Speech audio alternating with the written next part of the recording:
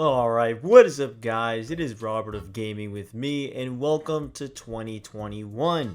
We've been in 2021 for almost half a month now, but I wanted to talk about my top 5 most anticipated games for 2021. A new year of games. Of course I gotta talk about that. Now, just like with any start of the year, you don't really know much about what games are coming out, and especially this year, there's really not a lot of games listed for 2021. I say that as I write like 30 games that look good for this year, but but let's be for real here. At least like 20 to 50% of those are going to be delayed to next year. Considering there's not a lot of games that have months set for 2021, a lot of them are probably going to be delayed. So my only rule for saying what my top 5 are games that are listed for 2021. Not games that exist that maybe come out in 2021. Like one of my most anticipated games is Breath of the Wild 2. I think it will come out this year. I think it definitely will come out 2021. I'd be surprised if it doesn't. But that doesn't mean it's listed for 2021, so I'm not counting it towards my top 5. If it was, it'd be number 1.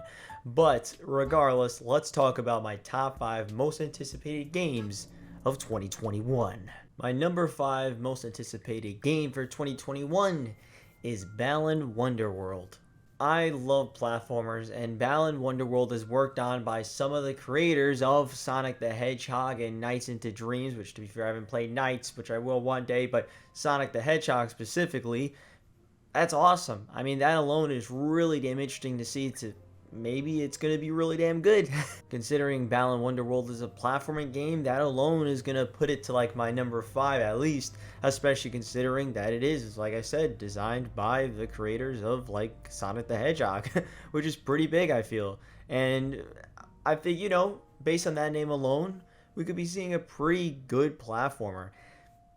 I guess we'll find out when it comes out, but I think it has a chance of being really damn fun, and especially because I really like the world. The world looks really nice, and the platforming does look pretty good, and I'm down, man. I'm up for it, man. 3D platformers don't come out very often from major studios, and this is being like published by Square Enix, I believe.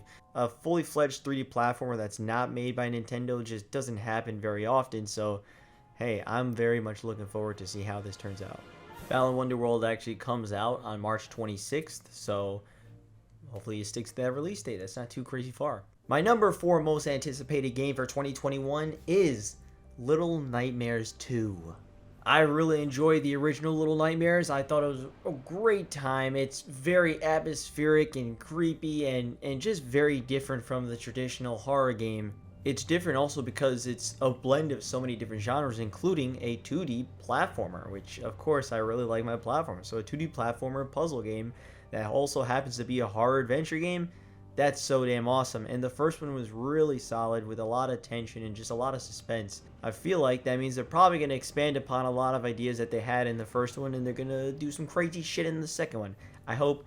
I don't know, obviously, but from the trailer, it looks solid, and it actually comes out literally next month, which is pretty damn huge. Little Nightmares 2 comes out on February 10th, 2021. Of course. I mean, why would it not be 2021? I wouldn't be talking about it. My number 3 most anticipated game for 2021 is Kena Bridge of Spirits. This was one of the big surprise games during the PS5 blowout reveal. It looks visually like a goddamn movie, It looks incredible. I love that art style, and I cannot wait to see more of it, because to be fair, we don't know a ton of it. But from what the gameplay looks like, it looks like it could potentially maybe be a Zelda-like game. It's actually made by the guys that did that whole animated Majora's Mask short film on YouTube. So it's going to be somewhat Zelda-inspired. And it looks fantastic. I can't wait to get my hands on it. I love those little furball things. Who knows what the hell they do. But I'm so down to play it. I'm already invested. Hopefully it turns out to be good, because to be fair, I don't think they really have a track record on games. But hey, man, there's a first for everything, right? Apparently this game comes out Q1, so we'll see if I believe that. That's apparently January to March, so we'll see. I don't believe it. I think that's going to be delayed. But we'll find out, to be fair. It's not really dated, so they could kind of squeeze it to like May or July. And, it wouldn't be the biggest a deal because I still have a lot of games to play. But still, we'll see. My number 2 most anticipated game for 2021 is Ratchet & Clank Rift Apart. I haven't played a ton of Ratchet and Clank games, but I have played like two. Ratchet and Clank Future Tools of Destruction and Ratchet and Clank for PS4, which, hey, if you want to hear me talk about my thoughts on Ratchet and Clank Future Tools of Destruction, you should check out my Back at the Backlog video on it. But I did enjoy those two games, and of course, I'm definitely looking forward to Rift Apart. It's the first true PS5 exclusive, essentially. It does look exactly like every other Ratchet and Clank, admittedly, but that's fine with me. As long as this game goes balls to the wall crazy with the guns and the other weapons and obviously the analog triggers. I hope they really utilize the analog triggers, and what's cool is, you know, shifting through dimensions. That's really damn dope, and it makes me very excited for this game. I think this is the one game that will for sure be good. If you enjoy Ratchet and Clank, I don't see how they could fuck this up. It's going to be a fun one and potentially one of the best ones just because of the whole mechanic of maybe the analog triggers and the being able to just change your environment so quickly, so drastically. That alone can add some variety to the game, which is always great, and potentially become the best Ratchet and Clank. Potentially, maybe, I'm not sure. Again, I do want to play other Ratchet and Clank games for sure, but hey man, I'm still looking to Rift Apart for sure. Ratchet and Clank Rift Apart comes out apparently Q1 2021. I was hoping that means maybe it'd be March, but I'm pretty sure Returnal comes out in March, so I can't imagine Sony dropping Returnal and Ratchet and Clank Rift Apart. I don't know, I'm not too sure. I think that's going to be a little bit later on. My number one most anticipated game for 2021 is... I don't think you're ready for this. It is... Put your guesses right now. Hogwarts Legacy. Hell yes, Hogwarts Legacy, man. I'm super excited for this game. The thing is, just like with honestly so many games on this list, we haven't seen a ton of really any of these games on this list, which makes this year even weirder. There's been so many, short little gameplay things, but you don't get the full picture of what every game is, if you notice that. And Hogwarts Legacy is no different, and in fact, it's probably even more so because I don't think they even showed a gameplay. It was really, technically, you know, the game, but not like gameplay. It's really just the idea of an open world, go and explore Hogwarts, the Wizarding World.